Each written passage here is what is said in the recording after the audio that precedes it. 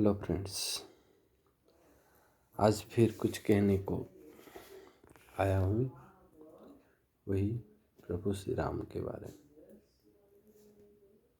में। जानता हूँ कि हमारे जीवन में कई संदर्भ है, कई रिश्ते हैं, पर श्री राम के बारे में बहुत ज्ञानी लोग, बहुत गुणी लोग, बहुत कुछ यूट्यूब में भी कहे हैं, ऐसे में भी आप बहुत सारी किताबों में भी पढ़े हैं। मैं उनसे तो कुछ अलग नहीं कह पाऊँगा, क्योंकि वो तो हर एक विषय में हर एक में कहा है, पर मैं कुछ ऐसी बात जो दिल में आता है, क्योंकि मैं भी इस दुनिया में रहता हूँ, सुबह से शाम काम करता हूँ, बहुत सारे लोगों से मिलता हूँ, देखता हूँ, उनको समझने की कोशिश करता हूँ।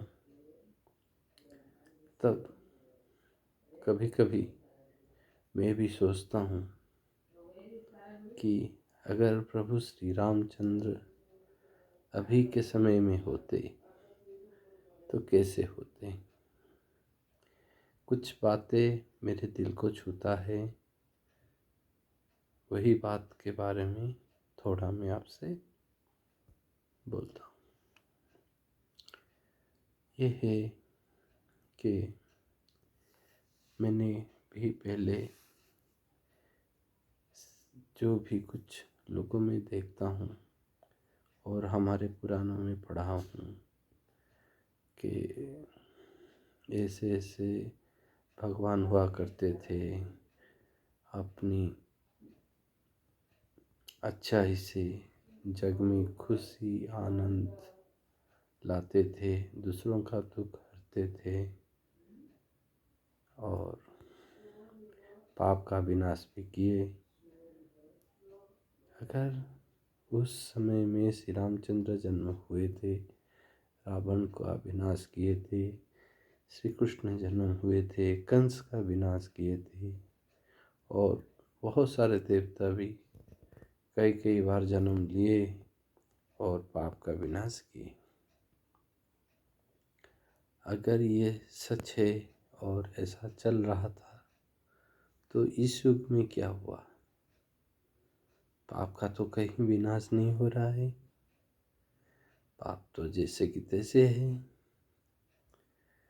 और हम भी उनमें जिंदा है। कुछ पाप हम भी करते हैं, कुछ अच्छाई हम भी दिखाते हैं, जीवन ऐसा चलता है।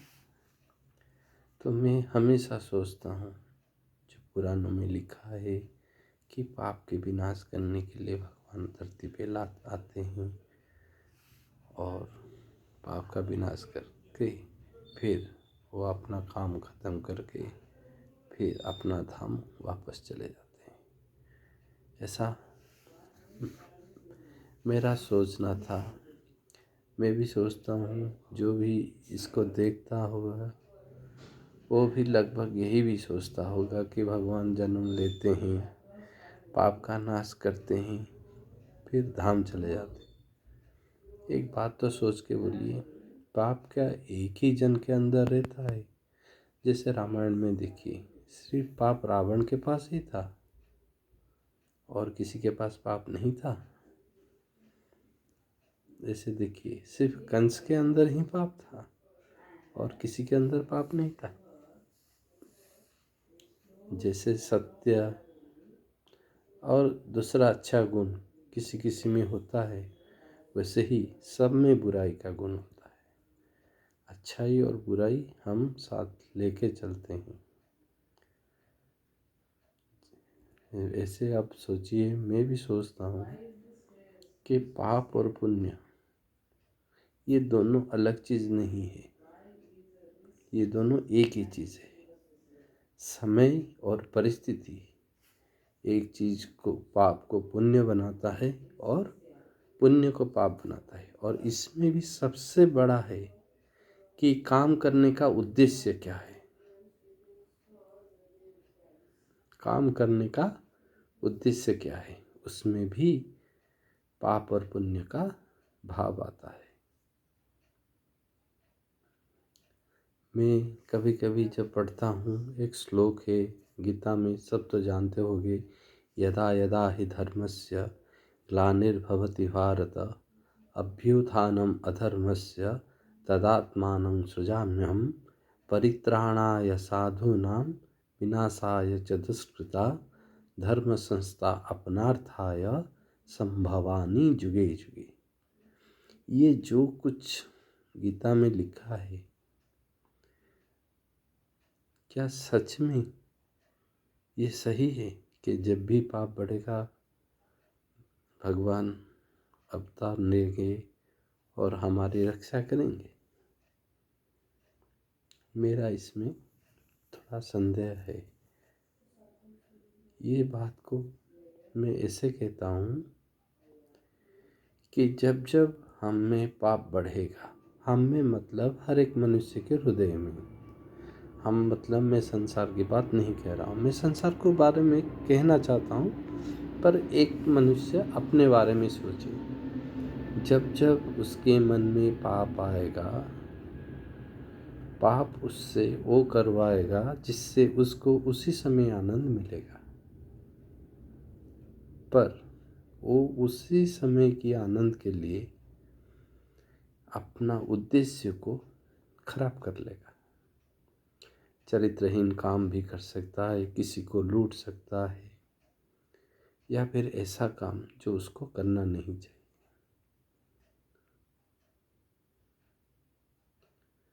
तो फिर उसका मन अशांत होगा, क्योंकि कोई जाने या न जाने सबका हृदय जानता है कि वो क्या कर रहा है। जब उसका मन अशांत होगा, वो फिर कभी शांत नहीं होगा। अब अगर जब वो अशांत होगा, कभी शांत नहीं होगा, तो उसके आसपास के जन जो उसके साथ रहते हैं, वो भी कभी शांत नहीं हो पाएगा। और जब वो जन भी अशांत होंगे, ये जन भी अशांत हो गए, तो उस मनुष्य का परिवेश खराब हो जाएगा। और जिसका परिवेश खराब हो गया,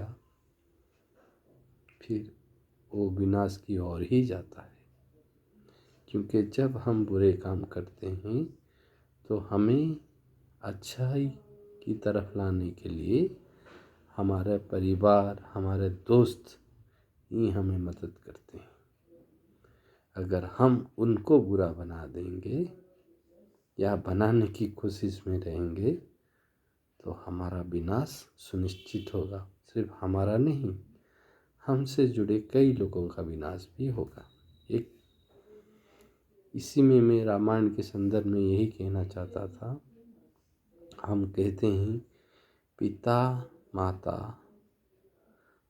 भगवान की स्थान रखते हैं, और रावण का 100 पुत्र होंगे, जितने भी पुत्र होंगे, उन पुत्रों का रावण पिता भी थे। तो उन पुत्रों का सुरक्षा, उनको उचित शिक्षा देना भी रावण का कर्तव्य था। दिए होंगे, इंद्रजीत जैसे वीर बने हैं, अक्षय कुमार जैसे उनके भी वीर बने हैं। क्या एक नारी को हरण करके वो अपना सारा पुत्र को विनाश कर दिया? अपना भाई को भी, कुंभकर्ण जैसे भाई को भी उसने मरते हुए देखा, सिर्फ एक खराब कारण। तो उस समय उसका पिता का दायित्व उसे याद नहीं आया? नहीं आया। अहंकार में, गर्व में उसको नहीं आया। मैं पुराणों में जब पढ़ता हूँ, तो सबसे बुरा कहते हैं अहंकार को। मैं पहले सोचता था अहंकार क्या होता है। किताबों में तो कई बात लिखा है, अहंग समझना ही अहंकार है, अहंग को आकार देना ही अहंकार है।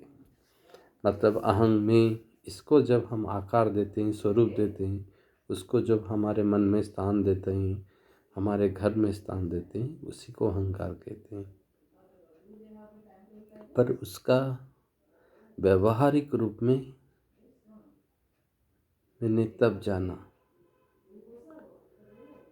जब मैं हमेशा कोशिश करता था कि मैं ये करके ये पालूं, ये करके ये पालूं।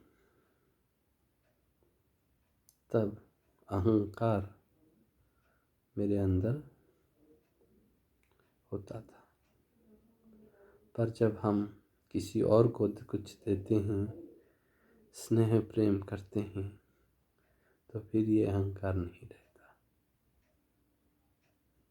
तो मैं इस माध्यम से यही बोलना चाहता हूँ कि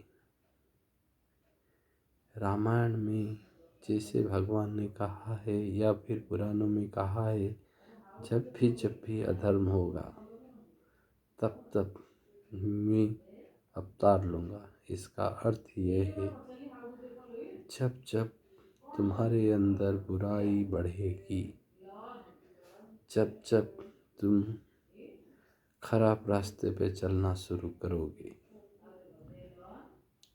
तब तब अच्छाई तुम पे भारी पड़ने लगेगा। अच्छाई ऐसे में किसी पे भारी नहीं पड़ता, वो बहुत हल्का होता है। बुरा ही पहले आनंद देता है, पर बाद में वो ही भारी पड़ता है। पर जब आप बुराई को ही बोझ उठा के चलोगे, उस समय अच्छा ही आप पे भारी पड़ेगा। देखे होंगे, कई कहानी भी सुने होंगे। अंगुड़ा माड़ा एक कहानी है जो गौतम बुद्ध को मारने आया था, पर उनसे बात करके उसके मन बदल गया और वो गौतम बुद्ध के शिष्य बन गए। वैसे ही वाल्मीकि मुनियों को मारने चले थे, पर उनके ज्ञान से वो रत्नाकर से वाल्मीकि बन गए। वैसे ही अहंकार, कोई भी बुराई हो, वो हमें हमेशा बुरे रास्ते पे लेता है। कैसे जानोगे कि आप बुरे रास्ते पे हैं? जब आपका अंतरात्मा आपका साथ ना दे, तब जान लीजिएगा आप बुरे रास्ते पे हैं। कोई ग्रंथ, वेद, पुराण पढ़ने की जरूरत नहीं। इसीलिए कहते हैं, रोज रामायण पढ़ो, राम को जानो, अच्छा इंसान बनो। मैंने कभी कभी देखा है लोग को कहते हुए कि अच्छा बनोगे तो फंस जाओगे। जो सीधा होता है वो पहले कटता है। हो सकता है ये सही बात हो, पर ये भी जानो,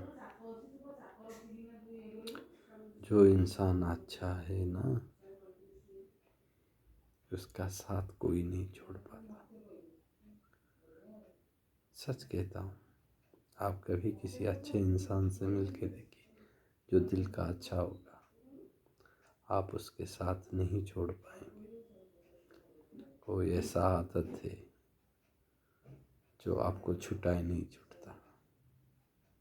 सच कहता हूँ, अच्छा बन के देखिए। हो सकता है आपको बहुत धन नहीं मिलेगा, आप बहुत कुछ चीज़ों से बच जाएंगे, पर जो चीज़ आपको मिलेगा वो संसार में किसी को नहीं मिल सकता, किसी को नहीं मिल सकता। सच कहता हूँ। Thank you.